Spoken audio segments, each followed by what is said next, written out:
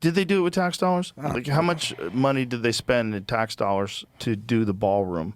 What's that? Let's find out. What's that? They need a ballroom, though. That's all. Like, he's got gold everywhere. It's all him. He redesigned a bunch of the things in there. You know, he's a builder, right? Yeah. So that's why he wanted to do the ballroom. That's why he wanted to keep it, you know. He likes everything in gold. He's a gold guy. So it's like, who is the expert in the field who decided the White House needs a ballroom? Me. I called in. No. But it's like, how are these decisions being made? Like, Loves America. He genuinely does. He really does. Like, he wants to make the White House look better. He wants to build this ballroom because he has good intentions in terms of America. So if you've been paying attention to Joe Rogan over the last few months, especially since the White House Correspondents' Dinner, you've probably noticed he keeps plugging Trump's White House ballroom. At this point, he's talking about it like he's Benny Johnson or one of the hundreds of other lemmings posting about it like they're getting a $7,000 a month check for their contribution. And with Rogan, I honestly doubt he's even getting paid. I think he's just doing it for the love of the game of being a useful idiot. Or maybe he just enjoys staying alive. Not that I think anyone's going to disappear Joe Rogan for speaking his mind. I just think he's got really comfortable being part of what feels like the dead internet. That's what listening to him has started to feel like. You're not really watching a genuine conversation anymore. Talking to Joe is like talking to a dead tree. Nothing gets in and nothing of substance comes back out. Take his conversation with Ali Sadiq. They're talking about Carlos Mencia getting arrested for tax evasion, and Joe immediately jumps to Mencia's defense because, in Joe's mind, how can a corrupt system prosecute someone who's less corrupt than it? Which is actually logical. But then the second a Spotify-approved, establishment-friendly talking point comes up, like the ballroom, Joe's ball radar goes off, and he goes into damage control mode. I think taxes, until they have an accurate account of where the money goes, and until you completely eliminate all fraud and waste, what the are you doing locking people up for not paying taxes? Like, you guys should get locked up for not doing a good job with our money. So what you think about all the new purchases and redoing the White House and all this with tax dollars? Did they do it with tax dollars? Like, how much money did they spend in tax dollars to do the ballroom?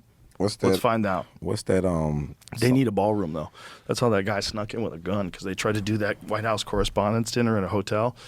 That dude who got arrested a few months back.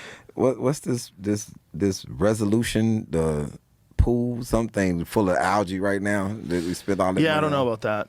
That's something about making the pool look nice. That whatever that is, reflecting Text. pool. Yeah, the reflecting Reports pool. indicate the new White House East Wing ballroom is projected to cost about $600 million, with roughly half, just over $300 million, coming from taxpayer-funded government accounts, despite earlier promises that it would be taxpayer-free.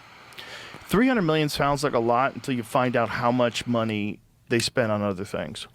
When you find out how much fraud it is in NGOs, how much fraud is in nonprofits, how much fraud is in insider trading and propping up companies so that they can get better deals. Well, The whole thing is fraud. If you look at our country as a community, and that's what we're supposed to be doing, we're supposed to be the United States of America. All that bullshit aside, that was the one good thing that happened about 9/11. When 9/11 happened, after that, we were all united. It was crazy. The immediate jump to defend the ballroom tax dollars as soon as Joe realized it was more than half. Joe saying it's horrible what they spend our money on, then saying $300 million for a ballroom isn't that much. Complains about taxes being misused, then gets shown the White House clearly misusing taxpayer dollars, and then decides to minimize and divert it because he's friends with the guy in charge. What a joke. And while Joe has very much become a joke, he wasn't joking when he said there was actually good that came out of 9/11. Like, I don't even know where to begin with that one. Oh, but we were all united. United so much we were cool with spending the next 20 years toppling regimes in the Middle East. Sweet. Glad we were united. Working out great right now. Just Joe, dead internet Rogan. I think the reason so many people are weirded out by all this ballroom talk is because nobody can figure out why it's even a talking point. With everything going on in America right now, why is this the thing our politicians and influencers keep propping up? Like, if you think Trump lost a big chunk of supporters when he responded to the Jeffrey questions with, Are people still talking about this guy, this creep? he had to have lost as many or more when he addressed what happened to Charlie Kirk. My condolences to you, sir. My condolences on the loss of your friend Charlie Kirk. May I ask, sir, personally, how are you holding up over the last day and a half, sir? I think very good. And by the way, right there, you see all the trucks. They've just started construction of the new ballroom for the White House, which is something they've been trying to get, as you know, for about 150 years. And it's going to be a beauty. It'll be an absolutely magnificent structure. And I just see all the trucks. We just started, so it'll get done very nicely, and it'll be one of the best anywhere in the world, actually. Thank you very much. Pretty cold response from a guy who supposedly loved Charlie, appreciated everything Charlie had done for MAGA and the Republican Party. A lot of people think Trump doesn't win another election without Charlie Kirk. Now, Trump probably disagreed with plenty of Charlie's positions in the months leading up to his event in Utah. We know Charlie disagreed with Trump's positions, like the Iran war, or the Jeffrey files, or Charlie's rapidly changing views on our greatest ally. But regardless of where either of them stood on those issues, Charlie was supposed to be Trump's friend. So it's more than a little weird that Trump used that moment to promote the ballroom, and weird that Joe keeps pushing it like Benny Johnson. When Cameron Haynes was on JRE recently, he bashed the administration any chance he got, and Haynes was once pro-Trump, and Joe is fine with all the bashing until Haynes brings up the ballroom. I'm opposed to ballot box biology. No, me too. So they got wolves into Colorado. But I'm just wondering, like with this roadless rule, they didn't ask the public anything. Right. And 99% of the public oppose it. Yeah, that's I would say way more people oppose that than oppose any kind of hunting thing. Yeah, I'm good with, okay, so on your point then, I want biologists making the decision on hunting. 100%. I don't want politicians making the decision on land use. 100%. All right? 100%. So that's all I'm saying. It's like, let's have experts in the field decide these things. It's like, who is the expert in the field who decided the White House needs a ballroom? Me. I called in. No. But it's like, how are these decisions being made? Like this roadless rule, this was like a last minute add-on that the public did not get a chance to vote on. Right. How is that okay? No, it's not okay. It's sneaky. And I think all of our positions should be like your T-shirt. The Teddy Roosevelt position. Yeah. Not 1 acre. Like, we have an amazing system here. Joe is getting better at deflecting from the hard subjects each episode. This has become the Trump Scam Me and I Am Venting My Frustration podcast, followed by Joe Rogan Runs Defense for Trump. Comment section not looking good for Rogan, like Two Bears level. The comment section is starting to feel almost as rough as Two Bears One Cave. And I think a big reason for that is the show just doesn't feel like it's talking about anything meaningful anymore. Like when Haynes calls out Joe for basically living at the White House these days. Joe will criticize the system, but when it comes to Trump himself, Joe might as well use ChatGPT to structure his glaze, because it's straight Joe dead internet Rogan answers. You're at the White House all the time now. I've been there a couple times. Yeah, it's weird.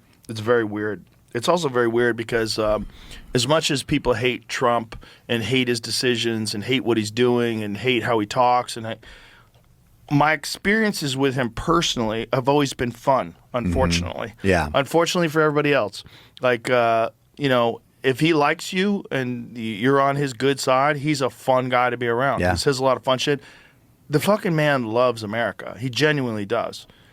He really does. Like, he wants to make the White House look better. He wants to build this ballroom because he has good intentions in terms of America. It's just, there is not a single person that's ever taken the job of the president of the United States that's loved by everybody. Yeah. But the issues that he's having right now is a lot of the stuff that is going on in this country is contrary to what people voted for. And that's what people are upset about. Trump loves this country. Pretty sure Pablo Escobar was a good time and loved his country too. That whole episode was just weird. Anytime Haynes said anything even remotely critical of Trump, Joe immediately pushed back. So the church tried to purchase public land. So down to that next one, it says, LDS teachings require strong stewardship and explicitly advocate preserving and protecting public lands. So okay, that goes against. So it's just politicians, like what he's doing, and I think he's like beholden to Trump. Trump's like his errand boy for this public land thing, because Trump doesn't give about public land. But his son does. This is what doesn't make any sense. Like his Donald Trump Jr. Does he listen to anybody? I don't know.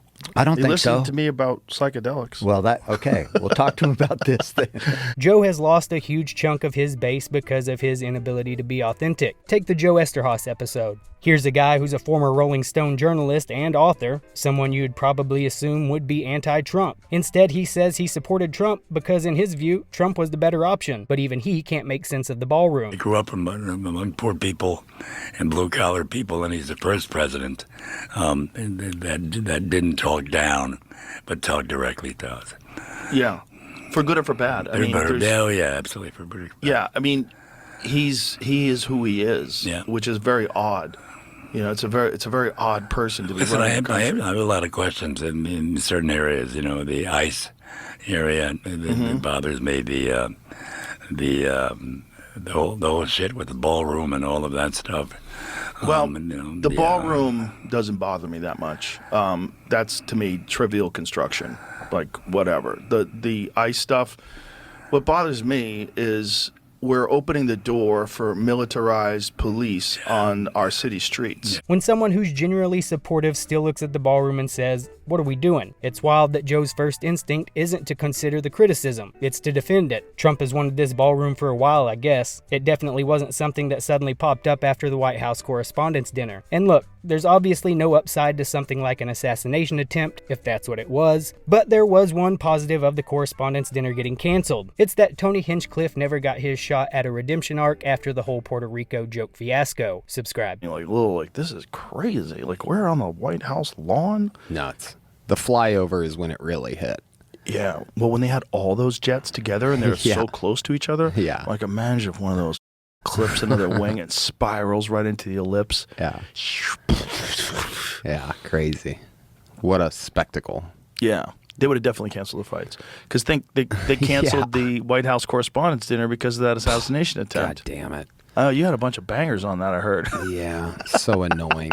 I was more excited for that than like anything. How did they just cancel it? Why didn't they reschedule it? Maybe they're going to wait until the ballroom's finished. Because that's the argument for the ballroom, that they could have it at a place like that where it's completely secured. Yeah. Kurt Metzger thinks the whole thing's fake. Another fake assassination attempt? Yeah. How'd that guy get in there? Yeah. I think some people are just incompetent. Joe has reached the point where just about anything Trump does gets framed as something cool. Take one of Joe's many trips to the White House. He noticed all the gold on the wall. A normal person may wonder, are taxpayers paying for all of that too? But Joe talks about it like Trump is doing great work because he turned the White House into Liberace's living room. And of course, he eventually has to circle back to the ballroom. You don't think this is cool? This is, Like, dude, it's fighting. How could you not like this? This is how fighting. Could anyone not? This shouldn't be taking place at the White House. Shut the fuck up. Dude, life is a fight. World is a fight. This is incredible to watch. Inspirational. It's a wild thing to watch. By the way, how much gold did Trump put on those Dude, walls? it's Look, he's crazy, got gold everywhere. Look at these gold designs. When we were at the Oval Office, first thing I said is I was like, this thing is small as hell. Like when I see it on Right. pictures, it like seems so big, and I was like, but the gold pieces on the wall is the first thing I was like, they dust every day because, dude, it was so clean. Well, he put that up there. Really? None of that was there. None of that was there. He was explaining it to me. There was no gold. I wanted to have gold. He's got a gold cherub, like a solid gold cherub that's above like one of the doors. He goes, if Putin comes, hopefully it doesn't fall on his head. It's like he's got gold everywhere. It's all him. He redesigned a bunch of the things in there. You know, he's a builder, right? Yeah. So that's why he wanted to do the ballroom. That's why he wanted to keep it, you know. He likes everything in gold. He's a gold guy. I almost wonder if it's like Perplexity. Every time he mentions the ballroom, a few dollars magically appear in his account. I'm kidding, I think. It's just weird to watch because Joe doesn't really feel like he has his own voice anymore. He is the dead internet theory. Yeah, he's still there. He's still recording 3-hour podcasts, the sounds are still coming out of his mouth, but it might as well be a robot programmed not to step on certain people's toes. And sometimes he tard maxes out and tries to find ways to plug the ballroom. Like when he saw what he thought was the perfect opportunity, but just ended up being confused by an AI-generated picture. Do you see the thing that he posted? He's got like this whole drone army on the roof of the ballroom now.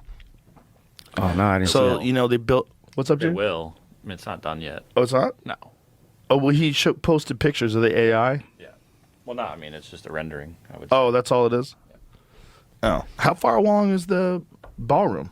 I think they're pretty far. I'm going to show you the picture that they posted, but it's not It's like a rendering of what it will. Oh, look that's like. fake? Yeah. Okay. Why would you tell people what you're going to do? Well, you're gonna be able to see that. They can't hide it. That's not what I saw. I saw one that looked like it was during the daytime. Yeah, drones. But are- obviously, that's what I saw. That's the one I saw. So that's what it's going to look like. yeah, drones are crazy, man. Bro, drones Fight with wars with missiles those. and guns flying around on the top, all controlled by AI. At the end of the day, I'm left wondering what a lot of other people are wondering. Why the obsession with the ballroom? Who knows? Nothing would really surprise me anymore. And I can't believe Tim Dillon hasn't discussed the ballroom more than he has. I think I'm going to put featuring Tim Dillon in the title because I wanted to share a clip of Tim discussing the ballroom. But all I could find was Tim discussing Ball and Ball's loyal servant. And I want to read a little bit from J.D. Vance's book, if you would be so kind as to allow me. After sacrificing Charlie Kirk to the entity Baal, I began to think about my faith. Long nights in the vice president's residence, pacing, thinking about if the sacrifice to Baal would be enough. Long meetings in the Oval Office and the Situation Room discussing Baal's incessant appetite for flesh. When will Baal get enough, I would ask while drinking my morning coffee. Or at night while I sat there and my wife, expressionless, stared at me and refusing to speak. Does Baal care about America, I would ask? Is Baal a fan? Could I get a meeting with Baal? Could I sit toe-to-toe with Baal and in its ancient tongue convince it to stop killing? Very, by the way, as an excerpt from a book, it's very interesting. That's all I got.